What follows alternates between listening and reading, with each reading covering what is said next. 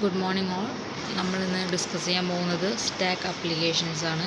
നമ്മൾ സിലബസ് പ്രകാരം മെയിനായിട്ട് നമുക്ക് കോൺസെൻട്രേറ്റ് ചെയ്യാനുള്ള ഒന്ന് പോളിഷ് നൊട്ടേഷനും ഒന്ന് റിക്കേർഷനുമാണ്. അപ്പോൾ നമുക്ക് നോക്കാം വൺ ബൈ വൺ ആയിട്ട് ഓരോന്ന്.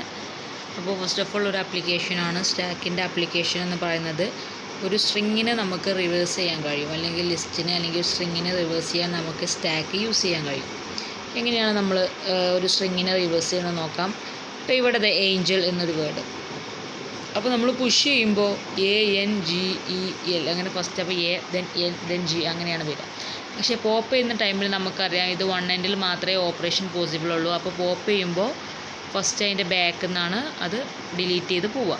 അപ്പോൾ ഫസ്റ്റ് L പോവും, ദെൻ E then G അങ്ങനെ നമുക്ക് എന്ത് ചെയ്യും, അതിൻ്റെ റിവേഴ്സ് സ്ട്രിങ് ആയിട്ടാണ് അതിൻ്റെ ഔട്ട്പുട്ടിനെ നമുക്ക് ഗെറ്റ് ചെയ്യാൻ കഴിയുക. അപ്പോൾ ഇതൊരു സ്റ്റാക്കിൻ്റെ ആപ്ലിക്കേഷനാണ്, റിവേഴ്സ് സ്ട്രിങ്. അപ്പോൾ ഏഞ്ചൽ എന്ന് കൊടുത്തപ്പോൾ ലഗ്ന എന്ന് ഔട്ട്പുട്ട് വന്നു എന്ന് വെച്ചാൽ അതിൻ്റെ റിവേഴ്സാണ് നമുക്ക് കിട്ടിയത്. അതാണ് സ്റ്റാക്കിൻ്റെ ഒരു ആപ്ലിക്കേഷൻ. ദെൻ നെക്സ്റ്റ് ആപ്ലിക്കേഷൻ എന്ന് പറയുന്നതാണ് പോളിഷ് നൊട്ടേഷൻ. ഇതാണ് ഞാൻ പറഞ്ഞത് നമ്മുടെ സിലബസ് പ്രകാരം ഇമ്പോർട്ടൻ്റ് ആയിട്ടുള്ള ഒന്നാണ് പോളിഷ് നൊട്ടേഷൻ. പോളിഷ് നൊട്ടേഷൻ നിങ്ങൾ പലയിടത്തും പഠിച്ചിട്ടുണ്ടാകും, മുന്നേ നമ്മൾ മാത്സിലായാലൊക്കെ നമ്മൾ പഠിച്ചിട്ടുള്ള ഒരു കാര്യം തന്നെയാണ്. ഇപ്പോൾ എക്സ്പ്രഷൻസിൻ്റെ കേസിൽ ഓപ്പറേറ്റേഴ്സും ഉണ്ട് ഓപ്പറൻസും ഉണ്ടായിരിക്കും. അപ്പോൾ ഈ ഓപ്പറേറ്റേഴ്സ് ഒന്നുകിൽ ഓപ്പറൻസിൻ്റെ ബിഫോർ ആയിട്ടായിരിക്കും അല്ലെങ്കിൽ ആഫ്റ്റർ ആയിട്ടായിരിക്കും. അങ്ങനെ സെറ്റ് ചെയ്ത് വെക്കുന്നതിനെ അല്ലെങ്കിൽ നമ്മൾ പ്രോസസ്സ് ചെയ്ത് വെക്കുന്നതിനെയാണ് നമ്മൾ പോളിഷ് നൊട്ടേഷൻ എന്ന് പറയുന്നത്. ഇവിടെ അതിൻ്റെ ഡിഫിനിഷൻ ഉണ്ട്. Process of writing the operators of expression either before their operands or after them is called Polish notation. അപ്പോൾ നമുക്ക് ഇങ്ങനെ ചെയ്യുമ്പോൾ 3 ടൈപ്പിൽ നമുക്ക് ചെയ്യാൻ കഴിയും. ഒന്ന് ഇൻഫിക്സ് നൊട്ടേഷൻ പോസിബിളാണ്. നമ്മുടെ പോളിഷ് നൊട്ടേഷനിൽ 3 ടൈപ്പ് നൊട്ടേഷൻ പോസിബിളാണ്. ഇൻഫിക്സ് പോസിബിളാണ്, പ്രിഫിക്സ് പോസിബിളാണ്, അതേപോലെ പോസ്റ്റ് ഫിക്സും പോസിബിളാണ്. ഇൻഫിക്സ് ആകുമ്പോൾ ഓപ്പറേറ്റർ ഓപ്പറൻസിൻ്റെ ഇൻ ബിറ്റ്വീൻ ആയിട്ടായിരിക്കും കിടക്കുക. അതല്ല പ്രിഫിക്സ് ആകുമ്പോൾ ഫസ്റ്റ് ഓപ്പറേറ്റർ വരും, ഓപ്പറേറ്റർ സിമ്പിൾ വരും, ദെൻ ഓപ്പറൻസ് വരും. പോസ്റ്റ് ഫിക്സിൻ്റെ കേസ് വരുമ്പോൾ ഫസ്റ്റ് ഓപ്പറൻസ് വരും, ദെൻ ഓപ്പറേറ്റർ വരും. പക്ഷേ ചില കേസിൽ ഒന്നിൽ കൂടുതൽ ഓപ്പറേറ്റേഴ്സൊക്കെ യൂസ് ചെയ്യുന്ന ഒരുപാട് കേസുകൾ നമ്മൾ മാത്സിൽ യൂസ് ചെയ്യാറുണ്ട്. അത്തരം കേസുകളൊക്കെ വരുമ്പോൾ എന്താ ചെയ്യുക, നമ്മളവിടെ പ്രയോറിറ്റി ബേസിലാണ് കാര്യങ്ങൾ ചെയ്യുക. ഓക്കെ, ഇപ്പോൾ ഇവിടെ നമ്മൾ പറഞ്ഞ എക്സാമ്പിൾ ജസ്റ്റ് ഒരു ഓപ്പറേറ്ററേ ഉള്ളൂ, 2 ഓപ്പറൻസുമാണ്. അപ്പോൾ നമ്മൾ അങ്ങനെ ഓർഡറിൽ ചെയ്തു. അതല്ലെങ്കിൽ പ്രയോറിറ്റി ബേസിലാണ് നമ്മൾ ഇതൊക്കെ പ്ലേസ് ചെയ്ത് വെക്കുക. ഇതാ ഇവിടെ ഒരു ടേബിൾ ഉണ്ട്. ഇപ്പോൾ A+B ആകുമ്പോൾ എങ്ങനെയാണ് പ്രിഫിക്സിൽ വരിക, എങ്ങനെയാണ് പോസ്റ്റ് ഫിക്സിൽ വരിക. ദെൻ ബ്രാക്കറ്റിനകത്ത് A-C+B വരുമ്പോൾ എങ്ങനെയാണ് വരിക എന്നതിനകത്ത് കാണിക്കുന്നുണ്ട്. പ്രയോറിറ്റി ബേസിലാണ് നമ്മൾക്ക് കാണാം. ഇപ്പോൾ പോസ്റ്റ് ഫിക്സിൻ്റെ കേസിൽ വരുമ്പോൾ നോക്കൂ, AC-B+ എന്ന് വെച്ചാൽ പ്രയോറിറ്റി ബേസിലാണ് അവർ സെറ്റ് ചെയ്ത് വെച്ചിട്ടുള്ളത്. ദെൻ A+B*C അതിനകത്തും ചേഞ്ചസ് ഉണ്ട്. അവിടെ പ്രീഫിക്സിനകത്താണ് +A*BC അങ്ങനെ കൊടുത്ത് കണ്ടോ എങ്ങനെയാണ് പ്രിഫിക്സ് ചെയ്തിട്ടുള്ളത്, എങ്ങനെയാണ് ഇൻഫിക്സ് ചെയ്തിട്ടുള്ളത്, എങ്ങനെയാണ് പോസ്റ്റ് ഫിക്സ് ചെയ്തിട്ടുള്ളത്. പിന്നെ വൺ വേർഡിൽ ഇങ്ങനെ ഒരു ക്വസ്റ്റ്യൻ വരാനുള്ള സാധ്യത വളരെ കൂടുതലാണ്. അപ്പോൾ നിങ്ങൾ പഠിച്ച് വെക്കാണ്ട് എങ്ങനെയാണ് പ്രയോറിറ്റി ബേസിൽ ചെയ്യാൻ. മിക്കവാറും നമുക്ക് ഇനി ഒരു എക്സാം ഇപ്പോൾ ഈ മൊഡ്യൂൾ കഴിയുമ്പോൾ ഉണ്ടാവില്ല, അതിൽ എന്തായാലും ഒരു ക്വസ്റ്റ്യൻ ഉണ്ടാകാനുള്ള ചാൻസ് ഞാൻ കാണുന്നുണ്ട്. അപ്പോൾ ഇങ്ങനെ ക്വസ്റ്റ്യൻ വന്നാൽ ഒരു മാർക്ക് നിങ്ങൾക്ക് കിട്ടണം. ഓക്കെ, എന്ന് വെച്ചാൽ ഇൻഫിക്സിൽ കൊടുത്തിട്ടുണ്ടാവും, അത് പ്രീഫിക്സിക്കോ പോസ്റ്റ് ഫിക്സിക്കോ ചേഞ്ച് ചെയ്യാൻ ചിലപ്പോൾ ഞാൻ ക്വസ്റ്റ്യൻ ഇടും അങ്ങനെ. അപ്പോൾ നിങ്ങൾക്കത് മാർക്ക് ഗെറ്റ് ചെയ്യണം. അപ്പോൾ ലാസ്റ്റ് നോക്കൂ, A+B*C / C-D*B എന്നൊക്കെ കൊടുത്തില്ല. അത് എങ്ങനെയാണ് പോസ്റ്റ് ഫിക്സ് വരുന്നത് പ്രീഫിക്സിൽ വരുന്നത് എന്നൊക്കെ നോക്കാം. ഓക്കെ, അപ്പോൾ പോളിഷ് നൊട്ടേഷനാണ് എന്ന് വെച്ചാൽ നമ്മൾ പറഞ്ഞ പോലെ എക്സ്പ്രഷൻസിനെ നമ്മൾ അതിൻ്റെ പ്രയോറിറ്റി ബേസിൽ ഒന്നുകിൽ ഓപ്പറൻറ്റിൻ്റെ ലെഫ്റ്റ് സൈഡിൽ അല്ലെങ്കിൽ ബിഫോർ ഓപ്പറൻ്റായിട്ടോ അല്ലെങ്കിൽ ആഫ്റ്റർ ഓപ്പറൻ്റായിട്ടോ സെറ്റ് ചെയ്യുന്നതിനെയാണ് പോളിഷ് നൊട്ടേഷൻ എന്ന് പറയുന്നത്. അപ്പോൾ അത് ഇൻഫിക്സ് ഉണ്ട്, പോസ്റ്റ് ഫിക്സ് ഉണ്ട്, പ്രിഫിക്സ് ഉണ്ട്. അതൊക്കെ എന്താണൊക്കെ എഴുതിയിട്ട് താഴെ 2 എക്സാമ്പിളും കൊടുക്കും. ഓക്കെ, ദെൻ റിക്കേഷൻ്റെ കേസ് വരുമ്പോൾ എന്താണ് റിക്കേഷൻ എന്ന് പറയുമ്പോൾ ഒരു ഫംഗ്ഷന് അതിനെ തന്നെ റിപ്പീറ്റ് ചെയ്ത് കോൾ ചെയ്യുന്നതിനെയാണ് റിക്കേഴ്സീവ് ഫംഗ്ഷൻ എന്ന് പറയുന്നത്. അപ്പോൾ നമ്മൾ എന്തെങ്കിലും ഒരു കണ്ടീഷൻ കൊടുത്താൽ അതങ്ങനെ റിക്കേഴ്സീവായിട്ട് ഫംഗ്ഷൻ ചെയ്തുകൊണ്ടിരിക്കും. ഏതുവരെ നമ്മൾ അതിനൊരു കണ്ടീഷൻ കൊടുക്കണം, എന്താ സ്റ്റോപ്പ് ചെയ്യാൻ, അതുവരെ അത് എക്സിക്യൂട്ട് ചെയ്തുകൊണ്ടിരിക്കും. അതാണ് റിക്കേഷൻ. നമുക്ക് റിക്കേഷൻ റിമൂവ് ചെയ്യാനുള്ള 2 വേസ്, ഒന്ന് ഐറ്ററേഷനാണ്, പിന്നെ ഒന്ന് സ്റ്റാക്കാണ്. 2 വേസിൽ അങ്ങനെ റിക്കേഷൻ റിമൂവ് ചെയ്യാം.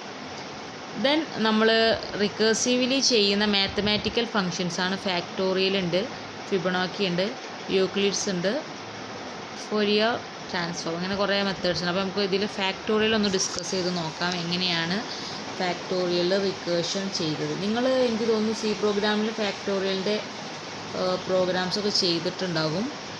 എങ്കിലും എങ്ങനെയാണ് റിക്കേർഷനും ഒരു പക്ഷേ നിങ്ങൾ ചെയ്തിട്ടുണ്ടാവും. റിക്കേർഷൻ പഠിച്ചോണോ എന്ന് എനിക്കറിയില്ല, വേറെ സെമ്മിലൊക്കെ പഠിച്ചിട്ടുണ്ടോ എന്നറിയില്ല. റിക്കേർഷൻ പറഞ്ഞാൽ എത്രയേ ഉള്ളൂ. ഇപ്പോൾ എന്തെങ്കിലും ഒരു ഫംഗ്ഷൻ ഉണ്ട്, ആ ഫംഗ്ഷൻ ഇങ്ങനെ റിപ്പീറ്റ് ചെയ്ത് കോൾ ചെയ്യുന്നതിനെയാണ് റിക്കേഴ്സീവ് ഫംഗ്ഷൻ എന്ന് പറയുന്നത്. എന്തെങ്കിലും ഒരു സെറ്റ് ചെയ്തിട്ട് കോഡ് സെറ്റ് ചെയ്തിട്ട് സ്റ്റോപ്പ് ചെയ്യണം, അതുവരെ അത് കോൾ ചെയ്തുകൊണ്ടിരിക്കും.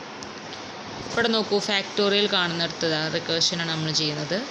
In fact int n, then if n = 1, n 1 ആണെങ്കിൽ റിട്ടേൺ 1 തന്നെ റിട്ടേൺ ചെയ്ത് കൊടുക്കുക, അല്ലെങ്കിൽ else return n star fact n-1 എന്ന് വെച്ചാൽ ഫാക്ടോറിയലിൻ്റെ ഇക്വേഷൻ അറിയില്ല, n star f into n fact n-1 എന്ന് പറഞ്ഞാൽ 5 × 4 അങ്ങനെ നമ്മളിങ്ങനെ ചെയ്യുന്നതാണല്ലോ ഫാക്ടോറിയൽ. അപ്പോൾ നമ്മളിതിങ്ങനെ റിപ്പീറ്റ് ചെയ്തുകൊണ്ടിരിക്കും ഈ ഫംഗ്ഷൻ, ഏത് n star fact n-1 repeat ചെയ്തുകൊണ്ടിരിക്കുന്ന സ്റ്റോപ്പ് ചെയ്യാൻ നമ്മൾ എന്തൊക്കെ ചെയ്യണം എന്നാണ് പറഞ്ഞത്.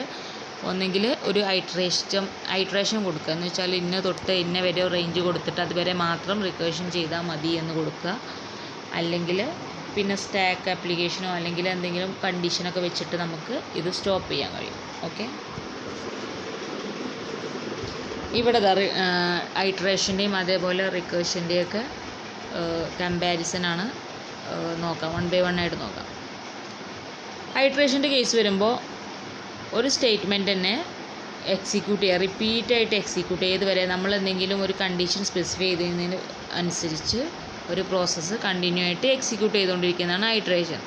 റിക്കേർഷൻ്റെ കേസ് വരുമ്പോൾ അത് അതിനെ തന്നെ റിപ്പീറ്റ് ചെയ്തിട്ട് എക്സിക്യൂട്ട് ചെയ്തുകൊണ്ടിരിക്കുകയാണ് ചെയ്യുന്നത്. ഏതുവരെ നമ്മളത് സ്റ്റോപ്പ് ചെയ്യാനൊരു കണ്ടീഷൻ കൊടുക്കുന്ന വരെ അത് എക്സിക്യൂട്ട് ചെയ്തു, ഇറ്റ് സെൽഫ് എക്സിക്യൂഷനാണ് നടക്കുന്നത്.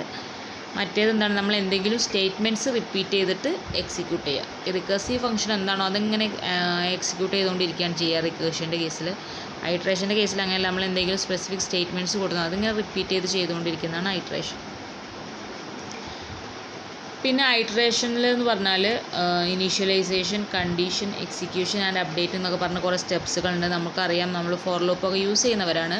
അപ്പോൾ ഫസ്റ്റ് ഇനീഷ്യലൈസേഷൻ ഉണ്ട്, പിന്നെ കണ്ടീഷൻ ചെക്ക് ചെയ്യും, പിന്നെ സ്റ്റേറ്റ്മെൻറ്റ്സ് എക്സിക്യൂട്ട് ചെയ്യും, പിന്നെ അപ്ഡേറ്റ് ചെയ്യും, വീണ്ടും കണ്ടീഷൻ ചെക്ക് ചെയ്യും, പിന്നെയും സ്റ്റേറ്റ്മെൻറ്റ് എക്സിക്യൂട്ട്. അങ്ങനെയാണല്ലോ നമ്മുടെ ഐട്രേഷനകത്ത് കിടക്കുന്നത്. പക്ഷേ റിക്കേർഷൻ്റെ അകത്ത് അങ്ങനെയല്ല കിടക്കുന്നത്.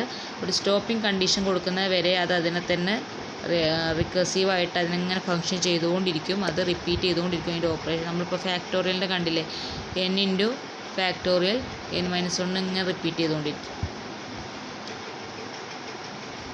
പിന്നെ ഐട്രേഷൻ്റെ ഏറ്റവും വലിയൊരു അഡ്വാൻറ്റേജ് എന്ന് പറഞ്ഞാൽ any recursive problem can be solved iteratively. ഏത് പ്രോബ്ലം വേണമെങ്കിലും ഐട്രേറ്റീവായിട്ട് നമുക്ക് സോൾവ് ചെയ്യാൻ കഴിയും. പക്ഷേ റിക്കേർഷൻ അങ്ങനെ എല്ലാ പ്രോബ്ലത്തിനുള്ള ഒരു സൊല്യൂഷൻ അല്ല റിക്കേർഷൻ. പക്ഷേ ഐട്രേഷൻ്റെ കേസ് വരുമ്പോൾ എല്ലാ ടൈപ്പിനും സോൾവ് ചെയ്യാൻ പറ്റുന്ന ഒരു സൊല്യൂഷനാണ് നമ്മുടെ ഐട്രേഷൻ. പിന്നെ മെമ്മറി യൂട്ടിലൈസേഷനും അതേപോലെ എക്സിക്യൂഷൻ സ്പീഡൊക്കെ എഫിഷ്യൻ്റായിട്ട് യൂസ് ചെയ്യാൻ ഐട്രേഷൻ പോസിബിളാണ്. പക്ഷേ റിക്കേർഷൻ്റെ കേസ് വരുമ്പോൾ ചെറിയ സിമ്പിൾ പ്രോഗ്രാംസിനൊക്കെ നമ്മൾ റിക്കേഴ്സീവ് മെത്തേഡ് യൂസ് ചെയ്യാന്ന് പറഞ്ഞാൽ അതൊരു വേസ്റ്റ് കണ്ടീഷനായിട്ട് മാറും. എന്ന് വെച്ചാൽ അത് മെമ്മറി യൂട്ടിലൈസേഷൻ ആയാലും എക്സിക്യൂഷൻ സ്പീഡിനെയൊക്കെ അത് നമുക്ക് ആവശ്യമില്ല. അങ്ങനെ റിക്കേഴ്സീവായിട്ട് അത് യൂസ് ചെയ്യേണ്ട ചില കാര്യങ്ങൾ റിക്കേഴ്സീവായി യൂസ് ചെയ്യേണ്ട ആവശ്യമില്ല. നമ്മളിപ്പോൾ ഇവിടെ പറഞ്ഞല്ലോ, മെയിനായിട്ട് 4 കാര്യങ്ങൾക്ക് മാത്തമാറ്റിക്കൽ ഫങ്ഷൻസ് റിക്കേഴ്സീവായിട്ട് യൂസ് ചെയ്യേണ്ട മെയിനായിട്ടുള്ള കുറച്ച് കാര്യങ്ങൾ നമ്മൾ പറഞ്ഞിട്ട് ഫാക്ടോറിയൽ, ഫിബൊനാച്ചി അത്തരം മാത്തമാറ്റിക്കൽ ഫങ്ഷൻസിനൊക്കെ വേണ്ടിയിട്ടാണ് നമ്മൾ മെയിനായിട്ട് നമുക്ക് റിക്കേർഷൻ യൂസ് ചെയ്യേണ്ടതുള്ളൂ. അല്ലാതെ സിമ്പിളായിട്ടുള്ള കുറേ പ്രോഗ്രാംസിലൊന്നും വെറുതെ നമ്മൾ റിക്കേർഷൻ യൂസ് ചെയ്യുന്നതോടുകൂടി അതിൻ്റെ മെമ്മറി യൂട്ടിലൈസേഷനെയൊക്കെ അത് എഫിഷ്യൻസിയൊക്കെ അത് ബാധിക്കുമെങ്കിൽ നമ്മൾ ഒരിക്കലും അങ്ങനെ ഒരു ഫങ്ഷൻസ് യൂസ് ചെയ്യേണ്ട ആവശ്യമില്ല. നമുക്ക് അവിടെ ഐട്രേഷൻ യൂസ് ചെയ്യാൻ കഴിയും. ഓക്കെ, അപ്പോൾ ഇത്രയാണ് ഐട്രേഷനും റിക്കേർഷനും തമ്മിലുള്ള ഒരു ഡിഫറൻസ് എന്ന് പറഞ്ഞാൽ പലർക്കും കൺഫ്യൂഷനുള്ള ഒരു കേസാണ് ഐട്രേഷനും അതേപോലെ റിക്കേർഷനും തമ്മിൽ കൺഫ്യൂസ്ഡ് ആയി പോകും. കാരണം രണ്ടും സെയിം ഫങ്ഷൻ അല്ലേ ചെയ്യുന്നത് എന്നുള്ള രീതിയിലൊക്കെയാണ് പലർക്കും മീൻ ചെയ്യുക. പക്ഷെ ഒരിക്കലും അതിൻ്റേതായ ഡിഫറൻസ് ഉണ്ട്. അതാണ് നമ്മളിപ്പോൾ നോട്ട് ചെയ്ത് വെച്ചത്. അപ്പോൾ ഇതൊരു 2 മാർക്കിന് ക്വസ്റ്റ്യൻ ചോദിക്കാൻ ചാൻസ് ഉള്ള ഒരു ഏരിയയാണ് ഐട്രേഷനും റിക്കേർഷനും കമ്പാരിസൺ. ഓക്കെ, അപ്പോൾ ഈ 4 പോയിൻ്റ് എഴുതിയാൽ നിങ്ങൾക്ക് 2 മാർക്ക് കിട്ടി. അപ്പോൾ ഇത്രയാണ് പോളിഷ് നൊട്ടേഷനെ കുറിച്ചും റിക്കേഷനെ കുറിച്ചും പറയാനുള്ളത്. അതാണ് നമ്മുടെ സിലബസ് പ്രകാരം മെയിനായിട്ടുള്ള 2 കൺസെപ്റ്റുകൾ ഇമ്പോർട്ടൻ്റ് ആണ്. അപ്പോൾ ഡൗട്ട്സ് ഉണ്ടെങ്കിൽ ക്ലിയർ ചെയ്ത് പോകണം കേട്ടോ. പിന്നെ ഇത് ജസ്റ്റ് നമ്മൾ പറയുന്നത് ഒരു എക്സാമ്പിളാണ്. ടവർ ഓഫ് ഹാനോയ് എന്ന് പറഞ്ഞിട്ടുള്ള ഒരു പ്രോബ്ലം എങ്ങനെ നമ്മൾ സോൾവ് ചെയ്യാമെന്ന് കാണിക്കാനുള്ള ജസ്റ്റ് ടെക്സ്റ്റ് ബുക്കിൽ കണ്ടപ്പോൾ ഞാൻ ജസ്റ്റ് പറയാമെന്നേ ഉള്ളൂ. ക്വസ്റ്റ്യന് എക്സാമിന് ചോദിക്കാനുള്ള സാധ്യതയില്ല എങ്കിൽ കൂടെ ഞാൻ ടെക്സ്റ്റിൽ കണ്ടപ്പോൾ അങ്ങനെ ഇട്ടതാണ്. ഇതെന്ന് പറഞ്ഞാൽ ഒരു ഗെയിമാണ് അല്ലെങ്കിൽ ഒരു പസിലാണ്. നിങ്ങൾ കളിച്ചിട്ടൊന്നും ഉണ്ടാവാൻ സാധ്യതയില്ല എന്ന് തോന്നുന്നു. അപ്പോൾ ഇതെന്ന് പറഞ്ഞാൽ ABC എന്ന് പറഞ്ഞിട്ടുള്ള 3 സ്റ്റിക്കുകളുണ്ടാവും. അപ്പോൾ ഇതിനകത്തൊക്കെ കുറേ ഡിസ്കുകളുണ്ട്. അതിൻ്റെ ഡിക്രീസിങ് സൈസിനനുസരിച്ച് എന്ന് വെച്ചാൽ ഫസ്റ്റ് ഏറ്റവും ലാർജ് സൈസിലുള്ള ഡിസ്ക്, ദെൻ അതിനേക്കാൾ സ്മോളർ അങ്ങനെ സെറ്റ് ചെയ്ത് വെച്ചിട്ടുള്ള കുറേ ഡിസ്കുകളുണ്ട്. അപ്പോൾ ഈ ടവർ ഓഫ് ഹാനോയ് എന്ന് പറഞ്ഞിട്ടുള്ള ഇത് പറഞ്ഞാൽ ഇതിന് കുറേ നിബന്ധനകളുണ്ട്. എന്ന് വെച്ചാൽ ഓരോന്നിനും ഓരോ ഇവിടെ പറയുന്നുണ്ട്. ഇതിനകത്ത് നമുക്ക് ഈ ഫിഗർക്ക് നോക്കും, ഫിഗറിൽ കണ്ടാൽ നമുക്ക് കാണാൻ കഴിയും. എന്ന് വെച്ചാൽ സ്റ്റാക്ക് ആപ്ലിക്കേഷൻ പോലെയാണ്. സ്റ്റാക്കിൽ നമ്മൾ ചെയ്യുന്ന പോലെ 1 എൻഡിൽ മാത്രമേ നമുക്ക് ആക്സസിങ് പോസിബിൾ ഉള്ളൂ. അപ്പോൾ നമ്മൾ എടുക്കുമ്പോൾ ഈ സ്മോളർന്ന് ഇങ്ങനെ എടുക്കാം. പക്ഷെ ലാസ്റ്റ് ഈ ABC എന്ന് 3 സ്റ്റിക്കാണെങ്കിൽ സിയിലെത്തുമ്പോഴും ഇതേ ഓർഡറിൽ നമുക്ക് പ്ലേസ് ചെയ്യാൻ കഴിയണം. പക്ഷേ നമ്മൾ പറഞ്ഞു ഇത് സ്റ്റാക്ക് മോഡലാണ് കിടക്കുന്നത്. അപ്പോൾ ഒരേ ടൈമിൽ ഒരു ഡിസ്ക് മാത്രമേ നമുക്ക് മൂവ് ചെയ്യാനും കഴിയുള്ളൂ. അപ്പോൾ എങ്ങനെ നമുക്കിത് സിയിലെത്തിക്കാം, അങ്ങനെയുള്ള ഒരു ഗെയിമാണ് ടവർ ഓഫ് ഹാനോയ്. ഇനി അഥവാ ക്വസ്റ്റിന് ചോദിച്ചാൽ നിങ്ങൾക്ക് ജസ്റ്റ് ഒന്ന് എഴുതാൻ കഴിയണം. ഓക്കെ, അപ്പോൾ എങ്ങനെയാണ് അത് ഡിസ്കുകളും ഇവിടെ അറേഞ്ച് ചെയ്ത് കൊടുക്കുന്നത് എന്നുള്ളതാണ് നമ്മൾ കാണിക്കുന്നത്. ഫസ്റ്റ് Aയിൽ കണ്ടോ 3 ഡിസ്ക്.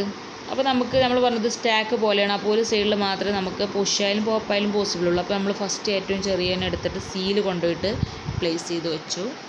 ദെൻ സെക്കൻഡിനെ കൊണ്ടുവന്ന് Bയിൽ പ്ലേസ് ചെയ്ത് വെച്ചു.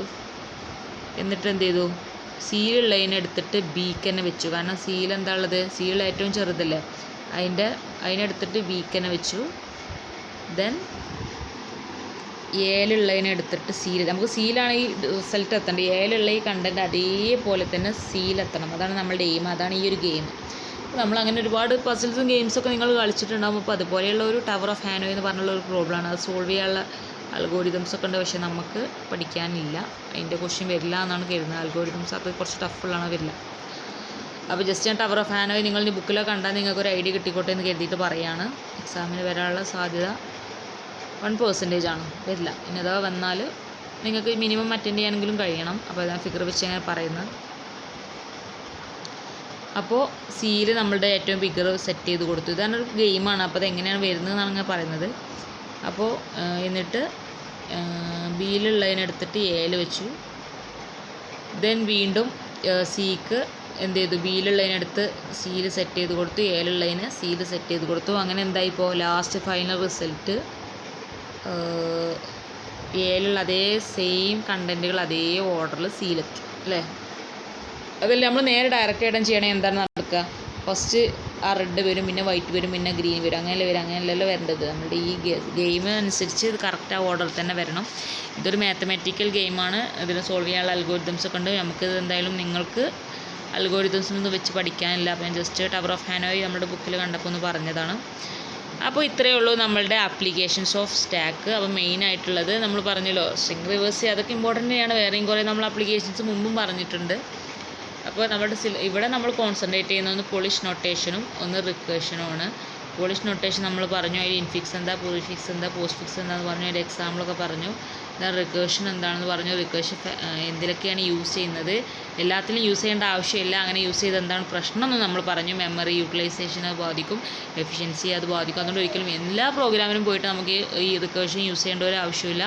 പകരം അത് യൂസ്ഫുൾ ആവുന്ന ടൈപ്പ് പ്രോഗ്രാംസ് ഉണ്ട്. ഇപ്പോൾ ഫിബൊനാച്ചി, അതേപോലെ നമ്മുടെ ഫാക്ടോറിയൽ നമ്മളിപ്പോൾ എക്സാമ്പിൾ പറഞ്ഞു. അത്തരം പ്രോഗ്രാംസിനൊക്കെ നമ്മളുടെ ഈ റിക്കേഷൻ ആപ്ലിക്കബിൾ ആണ്. അപ്പോൾ അത്തരം ടൈമുകൾ മാത്രമേ നമ്മൾ റിക്കേഷൻ യൂസ് ചെയ്താൽ മതി. അല്ലാത്ത കേസിലൊക്കെ നമ്മൾ ഐട്രേഷൻ യൂസ് ചെയ്താൽ മതി. പിന്നെ ഐട്രേഷനും റിക്കേഷനും നമ്മൾ കമ്പയർ ചെയ്തു. എന്തായാലും നമ്മൾ ഈ മൊഡ്യൂൾ കഴിഞ്ഞിട്ടുള്ള എക്സാമിനുള്ള ഷുവർ ക്വസ്റ്റ്യനാണ് റിക്കേഷനും അതേപോലെ ഐട്രേഷനും കമ്പാരിസൺ. ഓക്കെ, അപ്പോൾ ഇതുവരെ എടുത്തതിൽ കൺഫ്യൂഷൻ എന്തെങ്കിലും ഉണ്ടെങ്കിൽ നിങ്ങൾ ക്ലിയർ ചെയ്യുക. അതേപോലെ നോട്ട്സും എഴുതിയെടുക്കുക. Okay, thank U.